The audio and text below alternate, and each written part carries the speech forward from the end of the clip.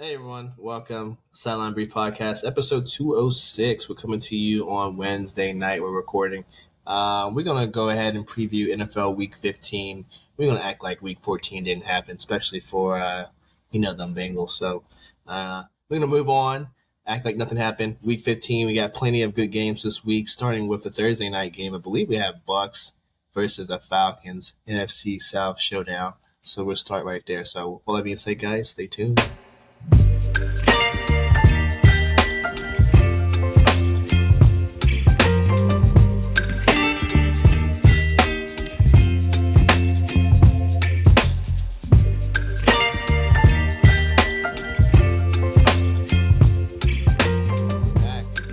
Right into NFL Week 15 we go. Thursday night game, Lawrence, we got Bucks, Falcons, as I said in the opener, NFC South showdown. The Bucks, I think, have lost, 2 or 3 in a row? I think the same with the Falcons. Both teams are on a little skid. I think the Bucks even lost a little bit.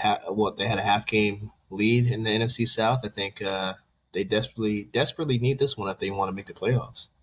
Yeah, that lead is evaporated.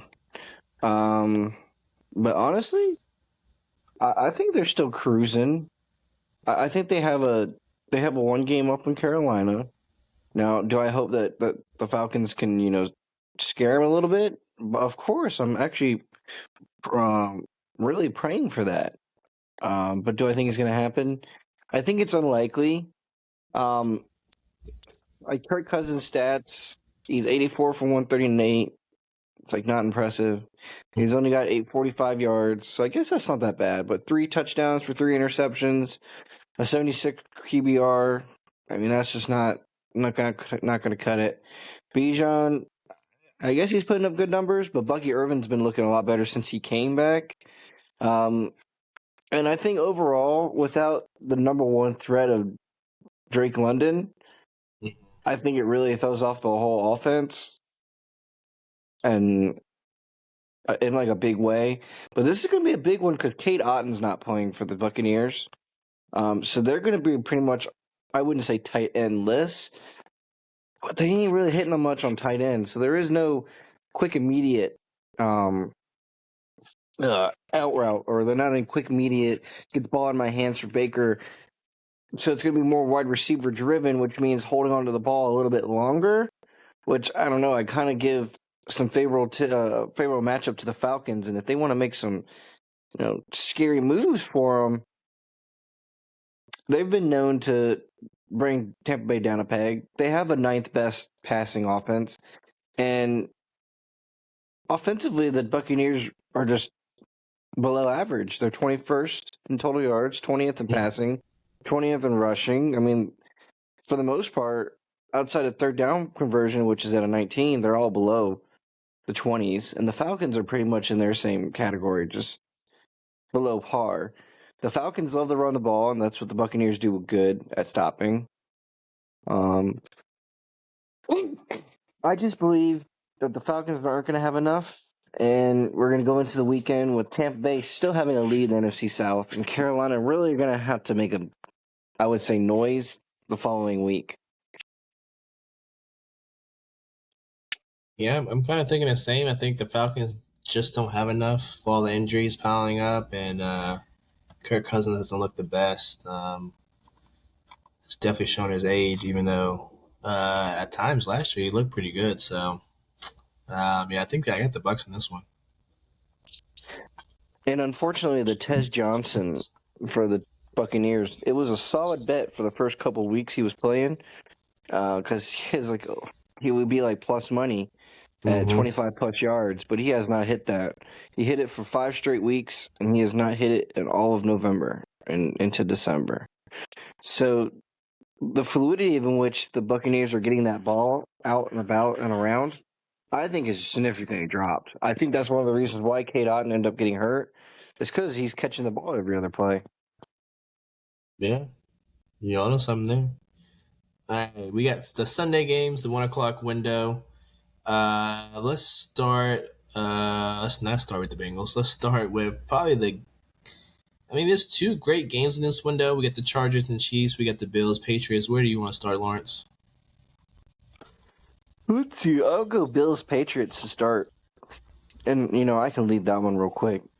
Personally, for me, I think this is I wouldn't say season defying game, but it definitely is something of that. If the Pats win, they pretty much lock down number one seed. I don't know who's catching them at that point. Their schedule is favorable. They get the Ravens, Jets, and Dolphins. I don't know who couldn't love finishing the season off with Jets and Dolphins. So that's just pretty much 2 wins. They're coming off a bye week at home, playing the Bills. Bills just had an enormous high beating the Steelers, and then got to relay it by the Bengals having a crash meltdown right at the perfect peak of the fourth quarter to allow the Bills to come back, swoop it, steal the win, and now they're going to take that momentum into the Patriots, and I think they get a squeak by. I think they just barely squeak by the Patriots. I think it's going to be a tough fought match. Honestly, the fact that the Bills are the favorite kind of crazy. But I think if you took the Patriots, you added some money to it because they're plus 1.5. If you got that thing to +3, +3.5, probably +3.5, because I bet you this thing ends by a field goal. And I think it's like a little Tyler Bass right at the end of the game. Hook, sneaking ladder. But I think the Bills win a close one. I don't know. I still think the Patriots group can cook the Bills defense enough for at least 24 points, like a 27-24 victory. So that puts the over-under at 49.5 about right. I guess things the Bills do correctly is they get a lot of yards, they rush the ball a lot, and that would play right into the strengths of the Patriots, who are third in the league at defending the run. But one thing the Patriots do like to do is run the ball. I mean, they're only 21st in the league at it, but I think that Henderson guy has really been, cracking down. But also the little short dump routes that he gets open on. Yep. The Bills are second in passing yards, but they're 28th in rushing yards. So I feel like the Henderson guy, he's really going to run all over them, and he might dink and dunk around them too. Yeah, I think coming off of two good victories, they feel good about themselves. This is the Bills. You already just said it. So I'm gonna go with the Bills in this one. I think Josh Allen's feeling himself. I think the team's playing okay. My only thought process of this is if the Patriots can really have some good success running the ball against the Bills, because their run defense is terrible. So if they can establish a run early and not play from behind, I feel like that'll give the Bills a lot of problems. But I'm gonna go with you. I'm gonna take the Bills in this one. Then we got the Chiefs Chargers. Chargers with a win in overtime in Monday Night Football after Jalen Hurts interception to seal that one. The Chiefs lost to the Texans in Sunday Night Football. Mahomes did not play well. Defense has not played well all season. You could see the cracks in the defense last year, but this year you can definitely see the defense is starting to crumble apart. A lot of the defensive players just aren't the same, especially Chris Jones. He's still one of the best D tackles, but he's not as good as he was, say, 2-3 years ago. So, who do you have in this one, Lawrence? So you have the Chiefs and Mahomes, who I think their playoff percentage is what, in the 30s now, or do you have the Chargers of Herbert and his little club on his broken hand? Okay, so I'm gonna go like this. I think the Chiefs of where they are at 6-7 with the schedule they have remaining, and honestly based on the whole AFC schedule is remaining, the fact that the Chiefs have a 30% chance of making the playoffs is incredibly outrageous. They have less than that. They have to have like a 5% chance. And Tony Dungy said it like this last week: whoever won between the Texans and the Chiefs was pretty much solidified in the playoffs. I'm completely agreeing, and I think I said it too before he said it. But you're just saying it. But anywho, it is so true. They have the tiebreaker over each other. Texans own the tiebreaker over the Chiefs. Those are probably the two fighting for the last spot in the playoffs, because the Jags are up there. The Colts fell off at the perfect time. The Texans hit a stride. The Steelers, Ravens. Only one of them is going to get in. And at this point, it doesn't even matter. It's hogwash. They're getting either one of those guys are getting bounced first round. Um, what else? Oh, the fifth overall or the fifth and the sixth seed. That's going to the Bills. That's going to like the Chargers. And honestly, I think the Chargers put the Chiefs out of their misery this week. Um, the Chargers rank, let's see, third in offense, third down efficiency. So they know how to hold on to the ball and keep the opponent off the field. What are the problem with the Chiefs? I think the problem with the Chiefs is when they don't get big plays and they have to sustain drive, they can't do it because they get too many penalties and they have no O-line. So the Yep. fact that the Chargers are banged up, they're banged up worse than the Chargers somehow on the O-line. Who would figure that? Anywho, I think defensively the Chargers rank sixth in defense getting off the field. The Chiefs, their offensive rank is 13th. Also because they also get hella penalties and are always third and deep, and constantly have to convert those. And that's pretty much how they beat the Eagles. Was they kept getting the Eagles in third and long. You can't run your little sneak play, and I mean they did get got. Saquon Barkley did take one to the house, and Yep. mind you, that defense played up to the level of competition it needed. 5 interceptions. I don't even know if 4 counted. They had 5 interceptions. I think they just Yeah. hit the hot point. Yeah, you think the Chargers with all the injuries would have faded a long time ago, but they kept a good stride going. Herbert's shown he can play well even with that little club on his broken hand. So He can fumble though. We did see the fumble. He did fumble against the Eagles, and it looked pretty bad because you could tell once the guy made contact hitting him, he really had no way to secure the ball unless he tucked it into his body, which he was not able to do. And he couldn't. He normally could just hold the ball really tight and take it to the ground, but with the club, it just rolled out. this is true. This is true.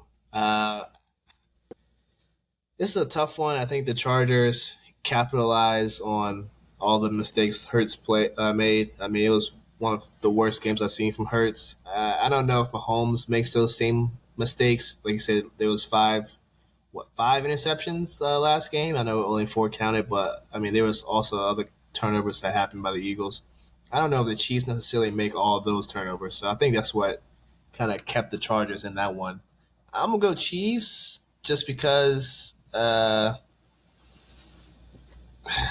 I think they bounce back, but I still think that they're not going to make the playoffs. Their remaining schedule is just a little too tough, and I think, like you said, like you pointed out earlier, Lawrence, there's just too many teams ahead of them now, and they would have to count on they have to count on too many teams to lose for them to even sneak their way back into the playoffs. So I'm gonna go Chiefs to win, but I still think they miss the playoffs. I think with you taking the Chiefs, I think a solid strong bet is the spread though, the Charger spread, the 4.5. If they were to lose, I think they lose by a field goal. Yeah, I think this will be a close one for sure. I think Chargers defense is nothing to play around with, and the Chiefs offense I feel like can muster enough offense on at home to keep this a close one. Moving on, we got the Ravens Bengals game 2 of this AFC North matchup. We're in Cincinnati. Cincinnati kind of fumbled the ball. Last one against the Bills. Joe Burrow throwing that pick 6, and then the next offensive possession throwing another interception off a tip pass. But other than that, he was pretty much cooking the Bills. I'm expecting him to cook the Ravens once again. The Ravens are just not playing well. Lamar is not playing well. I don't know what it is with Lamar. Some people have said, hey, maybe it's because he knows he has to basically play perfect for them to win. That he's just overthinking things, and that combined with all the knick-knack injuries he's dealing with right now is probably worst case scenario for him. But you can just tell something's off with the Ravens, and their defense is just terrible. So that doesn't help at all either. On the Bengals side, Higgins is in concussion protocol. Trey Hendrickson, he is done for the year, so star edge rusher is gone. But I think what's his name? Shamar Stewart might be back this week. Not, don't think that'll make a big difference, but yeah. So there's definitely injuries on both sides. Who do you think? Who you taking this one, Lawrence? Honestly, I think the problem with the Ravens is the lack, or I wouldn't say lack of an identity, the too strong of an identity. And the fact that that identity is as strong as it is, and the O line is as bad as it is, that is where we run into the problem. I think they said that Lamar came off on the sideline. I think after the fourth drive, and I think it was the right guard. His name's like Number Daniel or uh, something. was that this number 77? Fatatule or whatever his name is. Yeah, Yeah, 77. Yeah, he stepped on his foot 2 times. Like in the first 4 drives, he stepped on his foot twice. It's like that's like basic level line play where you are supposed to have like pocket presence in order, don't step first, don't step so far back. How's your quarterback? And they like to run. I wouldn't say the I formation, but Lamar likes to be under center very often. So it's not like your quarterback's one of those guys sitting back in shotgun, and you can't take a 2-step back and get your bearings. Like no, like Lamar likes to be up and under center to actually receive the snap. And that allows, like, your Derrick Henry running back to have some downhill movement before he hits the line. But you can't even get those things off correctly because a guy can't block correctly. And apparently there's a lot of chatter over the fact that it's just now been like multiple years of just kind of bad drafting and guys, I guess, coming to this. I wouldn't say coming to the surface, but they're being forced into these roles that they now have to fill, and they're not up to par. yeah. I think that's for both teams. Really, both teams just have not drafted well the past couple of years. I think the Ravens, all their money's on the defense. I mean, they're only really big, highly paid offensive players, Lamar. But on the defense, they got a lot of defensive guys that got paid, and to kind of plug the holes, you got to get cheap talent. And like you said, they just haven't quite drafted the good cheap talent on these rookie scale deals. So it's kind of showing itself right now with all these injuries happening, and the backups. You want good quality backups. The Ravens just don't have that. I don't know if you guys saw, but Onk and Ocho, they roasted at number 77 that left guard on last week's nightcap. I think it was actually after the Sunday night games. They roasted his ass. So I think his play has been quite atrocious. So I mean, the Ravens are pretty much one dimensional, man. If you just stop Derrick Henry and Lamar's not really running like he normally is, so if you just stop Derrick Henry, you make him one dimensional. Um, with the passing, Lamar's missing a lot of his passes, makes the Ravens very beatable because they can't stop a nosebleed. So give me the Bengals at home. I think it's gonna be. I don't know if it's gonna be belt to ass again, but I think Bengals got a good chance to win this one. Belt to ass. Yeah, it's not gonna be 32-14, but it'll be. They might win by like a touchdown. Browns Bears. I don't know if we want to go over that one. I got the Bears in that one. Um, You Commanders know, Giants. I Oh, go ahead. think the Browns Bears should be, I wouldn't say talked about more, but should be focused on more because this is the perfect spot for the Bears. Um, Pull one and I wouldn't say fuck up, but like this is a game they're dramatically supposed to win. Yep. And And I wouldn't say I feel confident in them. I think that they are still a team that plays around to their competition's level and have spacey moments that make games look better than what they actually were. And for instance, let's go back to their schedule quick. Um, when they were playing the Bengals, they were handily beating the Bengals, and they allowed the Bengals to slip back in there and almost beat them real quick. That is an AFC South, or sorry, AFC North. or AFC North team. They lost to the Ravens. We can look back at that, and the Ravens, they're pretty bad. They're pretty bad. Um, they beat the Steelers. However, if we remember that Steelers game, the Steelers made a little bit of spicy comeback right at the end, and almost scared them. So I think that the Bengals have, or not sorry, the Bears have a good chance to screw up and allow the Browns to almost beat them. I mean, they almost let the Giants beat them. They almost did do that. They played to the level of who they're playing, and they give their person who they're playing every chance to get that out. Um, Honestly, Joe Flacco should have beat them. He really should have. If the defense wasn't so horrible, they probably would have gotten it. Now, what does the Browns have? They got a pretty good defense. Now, their offense is a lot missing there. But if we believe that the Browns will play to who they are playing, you might as well count them in. Yeah, I think the Browns can definitely cover the spread with that defense. And Shador coming off that big game, even though they lost, I feel like Shador probably gained a lot of confidence. I know he can sling that thing with less than desirable receivers. So we'll see. I think the Bears lead the league in takeaways though. So we'll see if Shador has like a rookie QB moment and kind of makes throws that he thinks he can make, and these Bear defensive backs make him pay. Commanders Giants. I mean, these are two of the worst teams in the NFC. I think the Giants pretty much locked up the number one pick, so they probably want to keep losing there. The Raiders, Eagles. Eagles should take care of business. And then Jags, Jets. Jags should take care of business there. I'm expecting the Texans to do the same thing. In the 4 o'clock window, we got some good games. So we got Packers, Broncos, Lions, Rams. We got your Panthers taking on NFC South rival Saints. Where do you want to start? I mean, I want the Panthers Saints, but there's not a whole lot to say on that one. I think the Panthers are going to go in there, and I think they're going to handle the business they didn't do before. I think they're going to smack the Saints.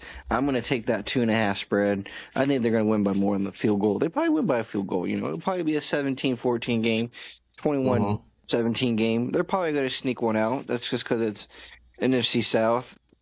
That's just what they do. I think the main game to watch and focus on is the Lions-Rams. And honestly, I kind of want to go Lions in this one. I feel like the vengeance game, right? The vengeance angle arc of these two matching up leans a little bit in more of the favor of Goff. Yep. I know Stafford's been having a pretty much unheard of season, but they're only separated by 20 yards. I know Stafford has 35 TDs to 26 TDs, but they are only separated by 20 yards. So Jared Goff he's putting up the same numbers yards wise.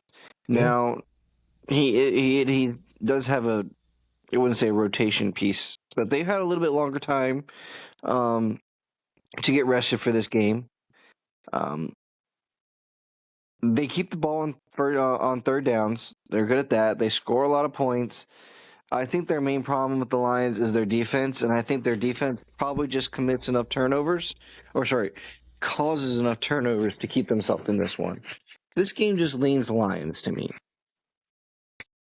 Lions. I mean, they're definitely a desperate team. I don't know if I'll pick the Lions. I think I'll take their spread. I think this probably comes down to a field goal. This is getting like field goal vibes, but I think the Rams just been playing too good. They're 5-1 at home.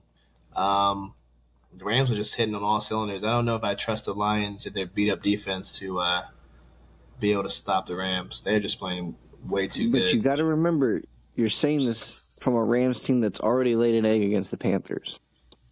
They have the ability to do it, and you got to put yourself in the Lions' shoes.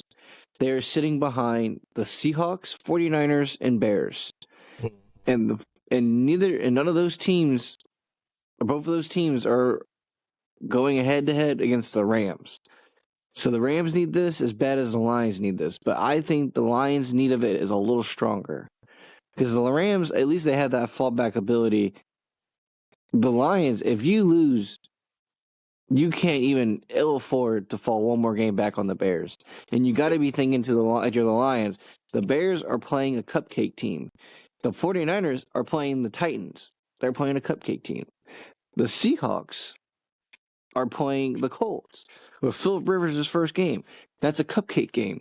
The Lions have no choice but to win. They have zero. And if they have to make some religious sacrifices, they might do it.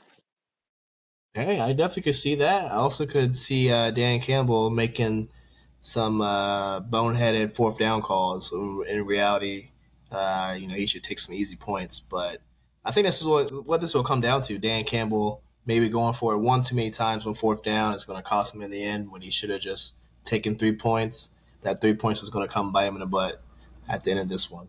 That's why I'm leading. Fair enough.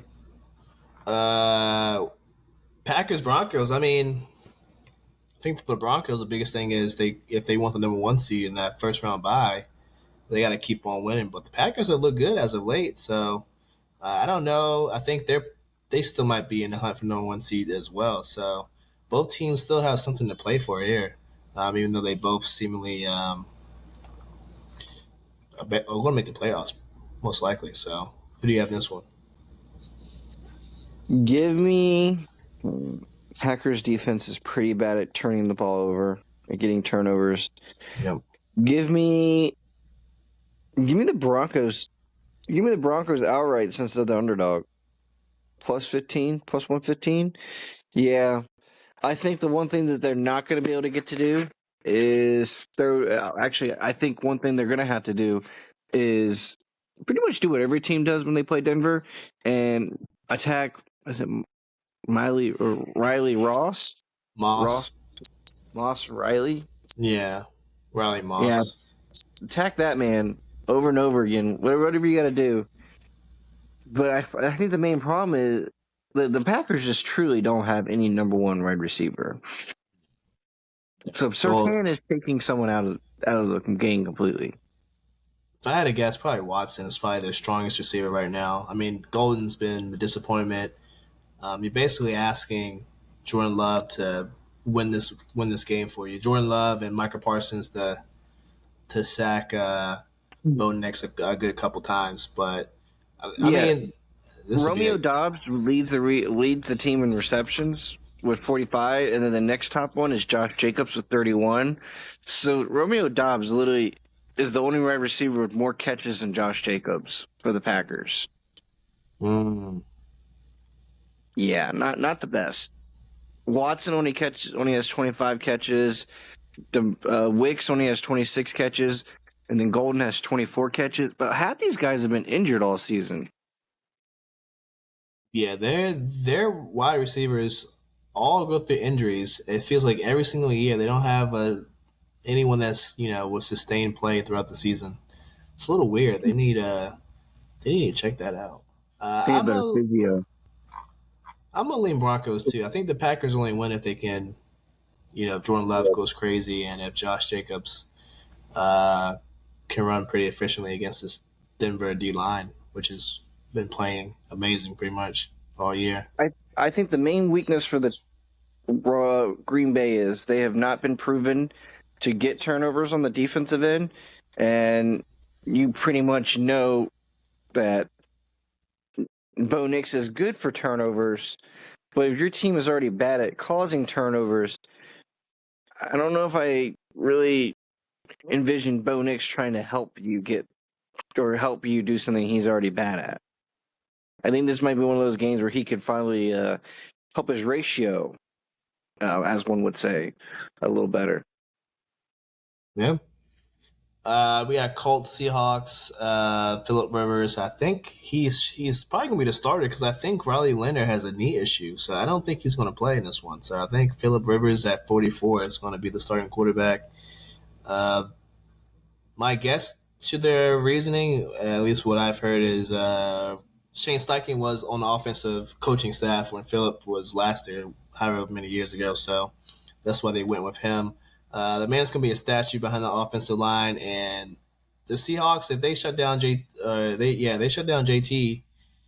and Phillip Rivers in one game on his first game back, are you really going to trust him to carry you? I don't think so. I think the Seahawks has this one in Seattle. Yeah, I don't think this is gonna be a good game. Let's see here. We got the Sunday night game, Vikings Cowboys.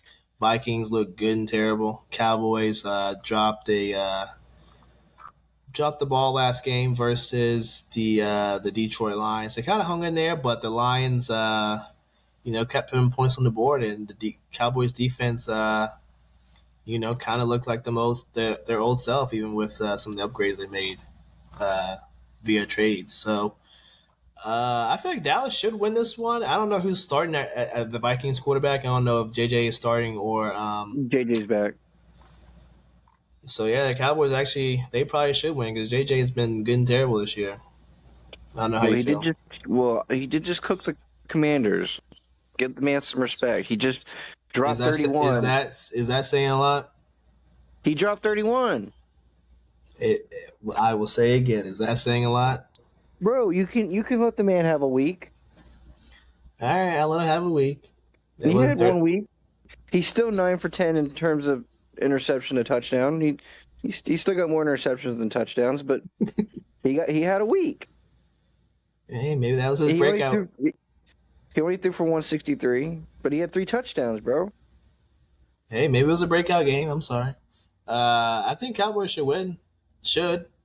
This is should.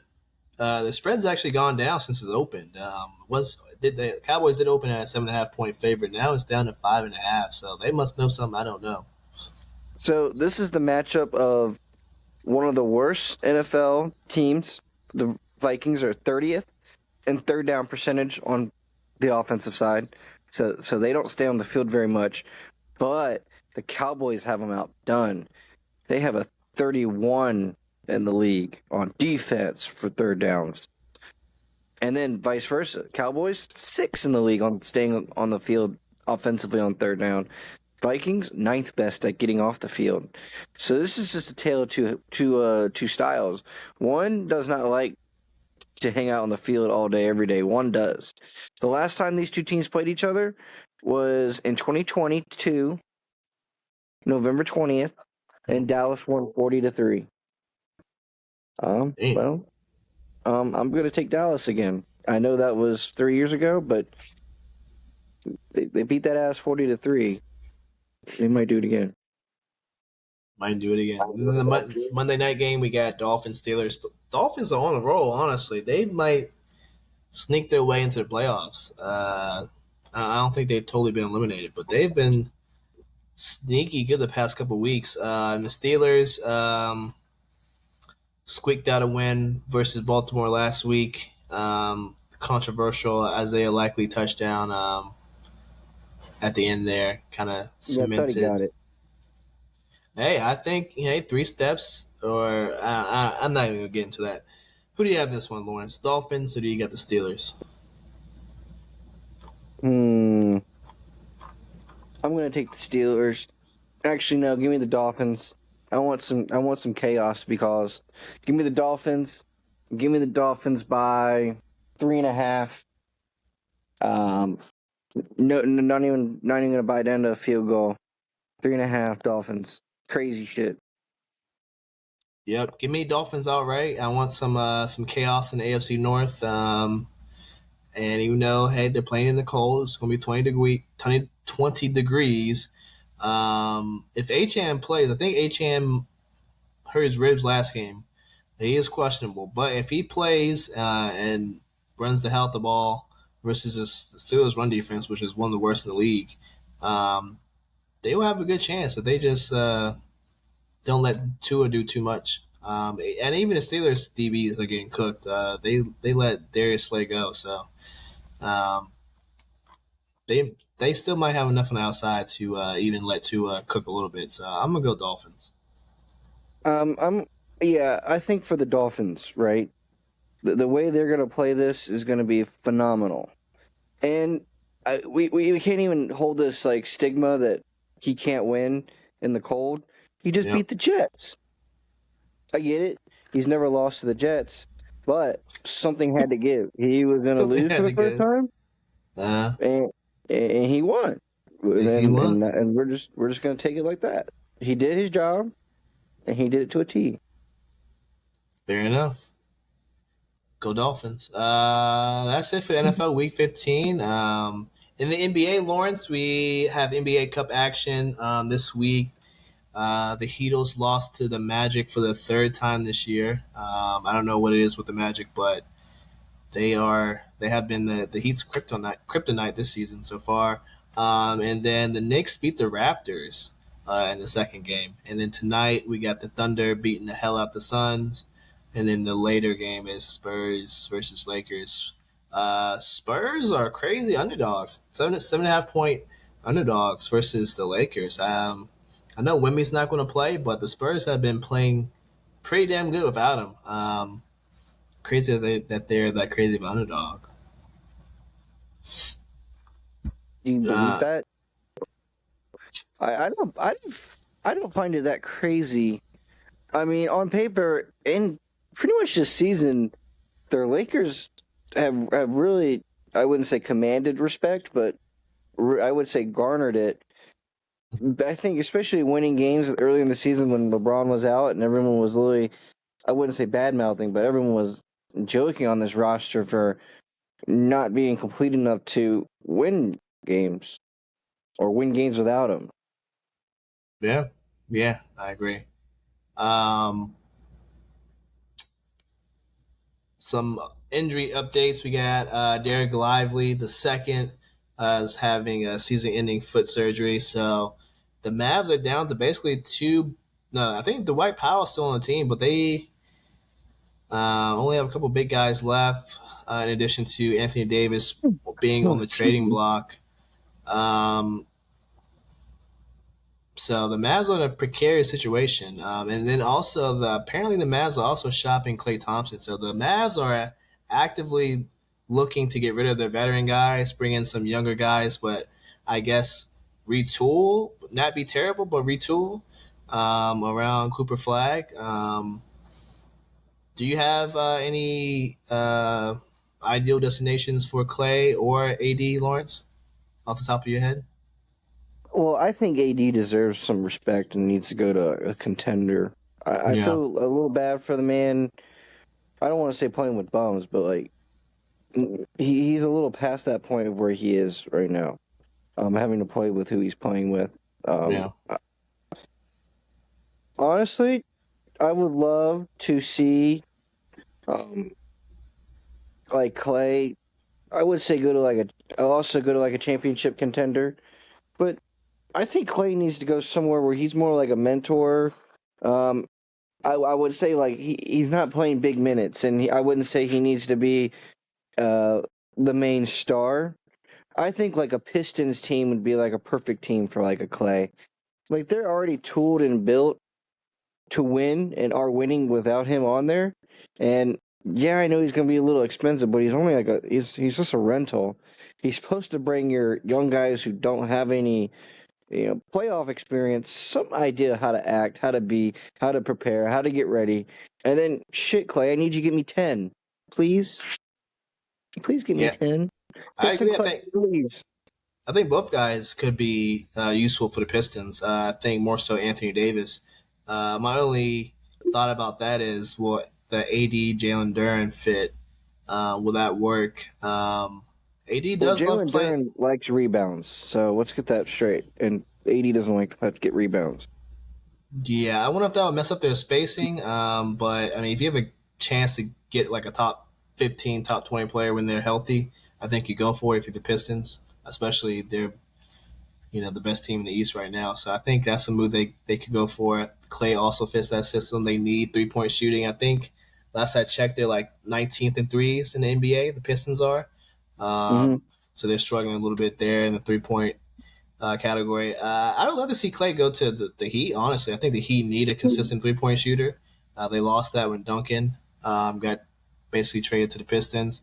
They thought Fontecchio could be that guy, but he's hit or miss. Honestly, he was hitting them the beginning of the season. Now he's missing them. I think Clay to the Heat would be good. Give the Heat some good 3 point shooting. Um, yeah, I think Clay needs to go to the Eastern Conference. I think too many teams in the West. Uh, it, unless he's going to the Thunder, I don't think he's going to have a real shot in the West. So I think he needs to go East. Same with AD. It's basically Thunder and Nuggets in the West. No other team to me really has a chance in the West. So with the East so wide open, I think if you're a high quality player, you probably want to get traded out East. I think a good place for Clay would be probably the Toronto Raptors. I mean, they're kind of in position, but they lack a 3-point shooter. And maybe let's go through the Magic. They kind of lack a real big 3-point shooting threat as well. I mean, currently their best 3-point shooter is Wendell Carter, and I mean that ain't good. I mean, I Yes. know he's shooting at 4.1, which means he probably made like 2 out of the 4, or sorry, 3 out of the 7, 3 out of the 6 he shot. Yeah. But like Desmond Bain is at 35%. I mean, that's not good. That's not bad, but that could extremely help this team. Um, yeah, the Magic. I think the Knicks too. I think the Knicks, like, maybe that'll be the piece that gets them over the hump, right? Could be Clay. The Knicks really don't have like reliable 3-point shooting, like a go-to guy. It's pretty much just like collective of, Brunson, Mikal Bridges occasionally, OG occasionally, Josh Hart occasionally, and then Cat. He'll chuck up threes, but do you want your big man to be your best 3-point shooter? I don't think it's not sustainable. You want your big man down to paint. Hey man, if some team even got, I wouldn't say feeling, they got a little feeling in themselves, but like really, really went for it, and like the Mavs, we want a trade destination that really suits us well, um, and we want something back. If the Mavs were to go out and just trade AD and get like LaMelo Ball and maybe like a draft, I don't even know. I think you get LaMelo for AD. I don't know how much more you have to give to make that happen, but AD gets stuck with the Hornets. But I kind of low key think that the Hornets could start. I wouldn't say flexing with that move, but I feel like it could really change something about the Hornets, like a real contender. And then all you have to do is kind of make AD happy enough where yeah, I can retire here. Oh, you don't want to get rebounds, big boy? Oh yeah, we'll go get you someone who that's all they're gonna do. Okay, what else do you need? Oh, you want you want like a reliant point guard? We'll do whatever you want. Like he could really just own and control, and I would just say live out peacefully. And then I guess he could leave knowing that he's rebuilding something before he left. But I feel like that might be what the Mavs do. Go to a failing team, or maybe you get the Trey Young that you thought you were gonna get before when you got Luca. Could do that. They got plenty of options. I think AD also fits in Atlanta pretty well. So definitely a lot of possibilities there. Um, that's pretty much all I got for NBA. WWE, for all of our WWE fans out there, this Saturday is John Cena's last match versus Gunther. Saturday night main event over in Capital One Center in DC. I will be tuning in, Lawrence. I don't know if you're going to be tuning in to see one of the GOAT's last matches. Definitely John Cena is one of the GOATs of WWE. Definitely a top 5, top 10 guy. What more is there to say about John Cena? It's sad. It sucks it's his last match, but um, yeah, it's gonna be hard to see one of the GOATs lead the sport, the industry. Any thoughts? I think it's nice that he gets to go out in this way, but I don't know. We're doing all this hoopla and we're saying his final matches and stuff. Don't get me wrong. This man's gonna come back 5, 6 years from now, have some little cameo, some guy like throw something at him, and then John Cena's gonna be having a new, I wouldn't say final match, but what could end up leading to his real final match. But he'll be back. Just not. This is his last match as a mainstay. Yeah, yeah. If they throw enough money his way, I could definitely see him doing another match or two. As reported by I think the Saudis, they want The Rock, Stone Cold, all those guys to wrestle when WrestleMania is in Saudi Arabia in a couple years. So if they throw some money at John Cena, I think he'll do one more match. But other than that, I think that's all we got for you guys. Thank you guys for watching. Thank you guys for listening on Spotify, and we will see you next week. Peace. Peace out.